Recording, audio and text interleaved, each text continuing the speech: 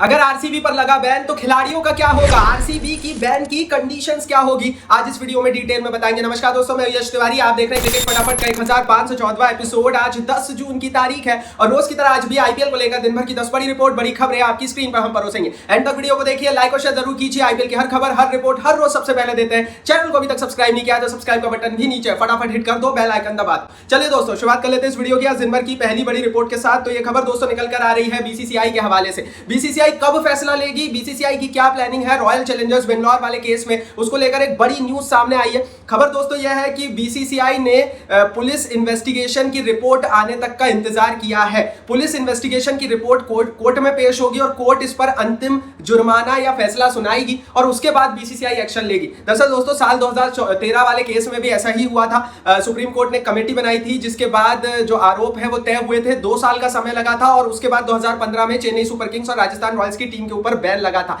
ऐसी स्थिति में दोस्तों बीसीसीआई अभी भी पुलिस इन्वेस्टिगेशन और कोर्ट रिपोर्ट का इंतजार कर रही है। लेकिन बड़ी चीज यह है कि बीसीसीआई ने तैयारी कर ली है एक्शन लेने की। दूसरी बड़ी रिपोर्ट दोस्तों, आगे क्या होगा। दरअसल दोस्तों बीसीसीआई फॉलो कर रहा है साल 2013 से 2015 वाले मामले को। अगर आरसीबी की टीम दोषी पाई जाती है तो क्या होगा बता देता हूं। अगर आरसीबी की टीम दोषी पाई जाती है तो बीसीसीआई या सुप्रीम कोर्ट के पास अधिकार है रॉयल चैलेंजर्स बेंगलोर के ऊपर बैन लगाने का। यह बैन 1 साल का होगा, 2 साल का होगा, 5 साल का होगा, ये तो भैया कोर्ट डिसाइड करेगा और बीसीसीआई डिसाइड करेगा। दूसरी बड़ी चीज, अगर बैन लगता है, आरसीबी दोषी पाई जाती है स्टैम्पीड केस में, तो फिर इनके जितने भी प्लेयर्स हैं रॉयल चैलेंजर्स बेंगलोर के, उन्हें छोटी नीलामी या बड़ी नीलामी उस समय जो भी चल रही होगी, अगर अभी लगता है तो छोटी नीलामी, 2 साल बाद बैन लगता है तो बड़ी नीलामी का हिस्सा होना पड़ेगा। और ऐसी स्थिति में ये सारे प्लेयर्स हमें अलग अलग टीमों में बिकते हुए नजर आएंगे। चेन्नई सुपर किंग्स और राजस्थान रॉयल्स की टीमों के साथ भी यही हुआ था। बीसीसीआई ने उस समय 2 नई टीमें 2 साल के लिए इंट्रोड्यूस कर दी थी, राइजिंग पुणे सुपर जायंट्स और गुजरात लॉयंस नाम की। ये दोनों टीमों में महेंद्र सिंह धोनी, सुरेश रैना, रविंद्र जडेजा और बाकी तमाम खिलाड़ी जो है वो बिक गए थे। बाद में जब आरसीबी माफ कीजिए, जब चेन्नई और राजस्थान की वापसी हुई तो जो 2 नई टीमें थी, राइजिंग पुणे सुपर जायंट्स और गुजरात लायंस, इन्हें डिसमेंटल कर दिया गया और ये प्लेयर्स की वापसी हो गई। तो ये बड़ी रिपोर्ट है। यहां से जो निकल कर आई है वो यही है कि अगर बैन लगता है तो हमें हो सकता है विराट कोहली फिर नई टीम में बिकते हुए, खेलते हुए नजर आए और हो सकता है कि नई टीम का निर्माण फिर बीसीसीआई 2 नई टीमों को इंट्रोड्यूस करे। अभी की स्थिति में ऐसी कोई रिपोर्ट नहीं है, लेकिन अगर कोर्ट फैसला सुनाता है और बीसीसीआई एक्शन लेता है, बैन लगता है, उस केस में हमें ये सब कुछ देखने को मिलेगा। आगे बढ़ते हैं दोस्तों, तीसरी बड़ी रिपोर्ट की यहां से बात करते हैं। तो ये रिपोर्ट रॉयल चैलेंजर्स बेंगलोर के मालिक डिएगो ग्रुप के हवाले से निकल कर आ रही है।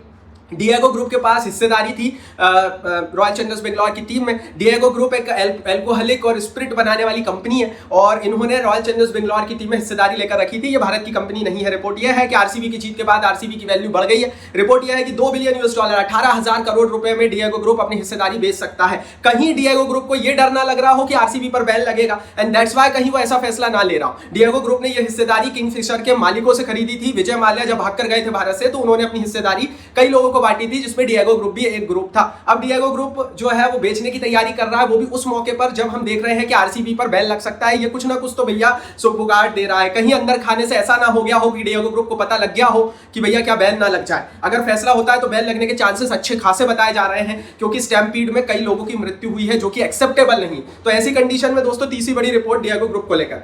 आगे बढ़ते हैं दोस्तों, चौथी बड़ी रिपोर्ट की यहां से बात करते हैं। तो ये खबर निकल कर आ रही है सिद्धार्थ माल्या के हवाले से। दरअसल दोस्तों सिद्धार्थ माल्या के आईपीएल सेलिब्रेशन का एक वीडियो सामने आया था, जिसमें दोस्तों वो टीवी के सामने सेलिब्रेट करते हुए नजर आ रहे थे। रिपोर्ट यह है दोस्तों कि इंडियन प्रीमियर लीग वालों ने इस वीडियो को जो है वो डाउन कर दिया था। सिद्धार्थ माल्या एक समय में आरसीबी के मालिक थे, अब नहीं है, लेकिन आरसीबी की जीत को वो बहुत ज्यादा सेलिब्रेट कर रहे थे। लेकिन अब रिपोर्ट यह है कि टेलीविजन स्क्रीन के सामने, खबर यह है कि टीवी के सामने जो उन्होंने वीडियो बनाया था और वो जो सेलिब्रेट वो कर रहे थे वो पसंद नहीं आया है बीसीसीआई को, एंड बीसीसीआई ने उनकी वीडियो को डाउन कर दिया। सिद्ध माल्या भी काफी ज्यादा गुस्से में नजर आए और सिद्ध माल्या ने भी यही किया कि भैया ऐसा क्यों किया गया। आगे बढ़ते हैं, 5वीं बड़ी रिपोर्ट की यहां से बात करते हैं। तो ये खबर संजू सैमसन के हवाले से निकल कर आ रही है। संजू सैमसन का एक क्रिप्टिव इंस्टाग्राम पोस्ट सामने आया है, जिसमें दोस्तों उन्होंने अपना एक पोस्ट डाला और नीचे लिखा टाइम टू मूव ऑन। उन्होंने लिखा भैया ये समय है मूव ऑन करने का, ये समय है आगे बढ़ने का। लगातार ये खबरें आ रही है कि संजू सैमसन राजस्थान रॉयल्स की टीम को छोड़ सकते हैं और खबरें यह है कि वो चेन्नई सुपर किंग्स में जा सकते हैं। उनका जो तालमेल है वो राहुल द्रविड़ जो कि कोच मेंटोर है उनके साथ सही से नहीं बैठ रहा है। और ये जो पूरी कंडीशन तैयार हो रही है ये बताती है कि किस तरह से संजू सैमसन जो है उन्होंने एक नई तैयारी की है, और ये जो क्रिप्टिक पोस्ट है ये उस और अंदेशे को बढ़ा देता है। तो संजू सैमसन का क्रिप्टिक पोस्ट आया है और ये पोस्ट कई सारी चीजें बयां कर रहा है। आगे बढ़ते हैं, छठवीं बड़ी रिपोर्ट की वहां से बात कर लेते हैं। तो ये खबर दोस्तों निकल कर आ रही है इंडिया इंग्लैंड टेस्ट सीरीज के हवाले से। 20 तारीख से भारत और इंग्लैंड के बीच टेस्ट सीरीज की शुरुआत होगी, लेकिन इस टेस्ट सीरीज की शुरुआत से पहले एक बड़ी रिपोर्ट है। इस टेस्ट सीरीज का नाम सचिन तेंदुलकर और जिमी एंडरसन के ऊपर रख दिया गया है। इस टेस्ट सीरीज का नाम तेंदुलकर एंडरसन ट्रॉफी रहेगा। एंडरसन काफी खुश हुए, तेंदुलकर के लिए बहुत जरूरी था, उनके लिए नहीं लेकिन उनके फैंस के लिए, क्योंकि सचिन तेंदुलकर को गॉड ऑफ क्रिकेट कहा जाता है, भारत में भगवान की तरह पूजा जाता है। जो सचिन तेंदुलकर ने किया था भारतीय क्रिकेट में, एक तरह से भूचाल लाया था दुनिया की नजर में, दुनिया के पटल।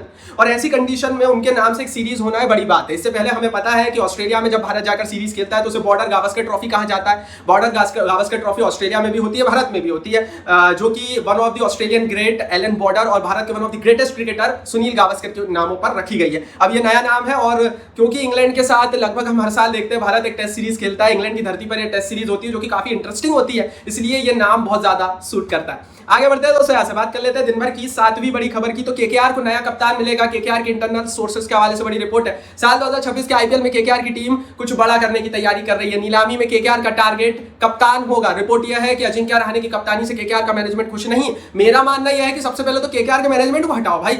जो मैनेजमेंट श्रेयस अय्यर को भगा देता है वो मैनेजमेंट काहे का मैनेजमेंट यार। श्रेयस अय्यर जिसने फाइनल में पहुंचाया पंजाब को, एक सीजन पहले आपको फाइनल खिलाया जिताया, आप उसको भाई नहीं ले पाए, आपने उसको रिटेन नहीं किया। वेंकी अय्यर को 23-24 करोड़ रुपए दे दिए, श्रेयस अय्यर आ जाता 20 करोड़ रुपए में रिटेन होने को तैयार था, 26.5 करोड़ में बिका, पंजाब में फाइनल में पहुंचाया। और ऐसा मैनेजमेंट अब रहाणे की कप्तानी पर भी बयानबाजी कर रहा है। तो केकेआर है यहाँ पर कभी भी कुछ भी कैसे भी हो सकता है। आगे बढ़ते हैं, 8वीं बड़ी रिपोर्ट की यहाँ से बात करते हैं। ऋषभ पंत को जो लेफ्ट एल्बो में इंजरी हुई थी वो सही हो गई है। रिपोर्ट यह है कि वो इतनी ज्यादा सीरियस नहीं थी और बीसीसीआई की मेडिकल टीम ने उनसे एक बार फिर प्रैक्टिस और ट्रेनिंग करने के लिए कह दिया है। तो ऐसी परिस्थिति में इतना तो क्लियर हो गया है कि ऋषभ पंत हमें पहला टेस्ट मैच में उपलब्धता दिखाते हुए नजर आएंगे। क्या खेलेंगे क्या नहीं ये तो समय बताएगा, लेकिन उपलब्ध जरूर रहने वाले हैं। आगे बढ़ते हैं, 9वीं बड़ी रिपोर्ट की यहाँ से बात कर लेते हैं। तो ये खबर निकोलस पूरन के हवाले से निकल कर आ रही है। इंटरनेशनल क्रिकेट से निकोलस पूरन ने रिटायरमेंट की घोषणा कर दी है। आईपीएल सबसे बड़ा कारण था। वेस्ट इंडीज क्रिकेट बोर्ड ने एक श्रिंक्ड ऑफर दिया था उन्हें, और जिस ऑफर के तहत आईपीएल की अगर विंडो बढ़ जाती तो उन्हें शायद आईपीएल मैचों में खेलने की इजाजत नहीं होती। दूसरी बड़ी चीज, निकोलस पूरन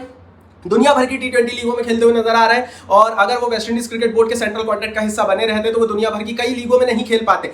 टी20 के विस्फोटक खिलाड़ी है। वेस्ट इंडीज क्रिकेट बोर्ड ने उतना अच्छा सेंट्रल कॉन्ट्रैक्ट नहीं बनाया है। इससे पहले एंड्रे रसल भी कह चुके हैं कि खिलाड़ी तो टेस्ट क्रिकेट खेलना चाहता है, लेकिन अगर आपको पैसे ही नहीं मिलेंगे टेस्ट क्रिकेट खेलने के तो खेलने से मतलब क्या है। हम देख रहे हैं कि वेस्ट इंडीज के कई बड़े खिलाड़ी पहले तो इंटरनेशनल क्रिकेट खेलते हैं, लेकिन बाद में जब दुनिया की दूसरी लीगों में उनको पैसा मिलने लगता है तो इंटरनेशनल क्रिकेट से रिटायरमेंट लेते हैं। इसीलिए वेस्ट इंडीज की टीम कमजोर है, खिलाड़ी बड़े मजबूत है, और वेस्ट इंडीज क्रिकेट बोर्ड को इसके लिए अहम कदम उठाने चाहिए। अदरवाइज यही स्थिति उनके क्रिकेट बोर्ड की बनी रहेगी। आप खिलाड़ी को अगर पैसा नहीं दे सकते, वो ही परफॉर्म कर रहा है, तो फिर काहे का भाई आप क्यों क्रिकेट बोर्ड चला रहे हो। आगे बढ़ते हैं, 10वीं रिपोर्ट की यहाँ से बात करते हैं। आईसीसी हॉल ऑफ फेम में महेंद्र सिंह धोनी का एडिशन किया गया है। रिपोर्ट यह है दोस्तों कि हॉल ऑफ फेम में महेंद्र सिंह धोनी, गावस्कर, कपिल देव, वीरेंद्र सहवाग, राहुल द्रविड़, अनिल कुंबले, बेदी, उसके अलावा कई बड़े जो डायना इल्यूजी, जो बड़े नाम है भारतीय क्रिकेट के, उसमें शामिल हुए हैं। आईसीसी हॉल ऑफ फेम उन खिलाड़ियों को दिया जाता है जिन्होंने ऐसा काम किया है कि एक क्रिकेट में अपने देश के लिए या दुनिया की क्रिकेट में एक माइलस्टोन बनाया है। माइलस्टोन का मतलब यह है कि जब सुनील गावस्कर थे तो उन्होंने एक ऐसा माइलस्टोन बनाया था कि दुनिया की क्रिकेट में भारतीय बल्लेबाजों की कदर बढ़ गई थी।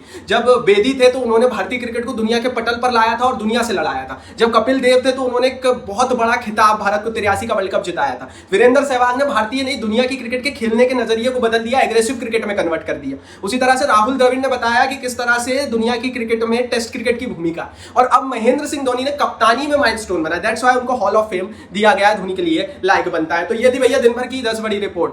क्या होगा, कौन सी नई टीम में विराट कोहली जाएंगे, अगर बैन लगता है, ये तो अभी तक क्लियर नहीं है, लेकिन बैन की रिपोर्ट अगर क्लियर हो जाती है तो फिर बहुत बड़ा कुछ हम आईपीएल में होते हुए देखेंगे। सारी रिपोर्ट हर रोज देते रहेंगे। आईपीएल 2026 को भी कवर करना है, चैनल के साथ बने रहिए, सब्सक्राइब करके रखिए, बेल आइकन दबाकर रखिए।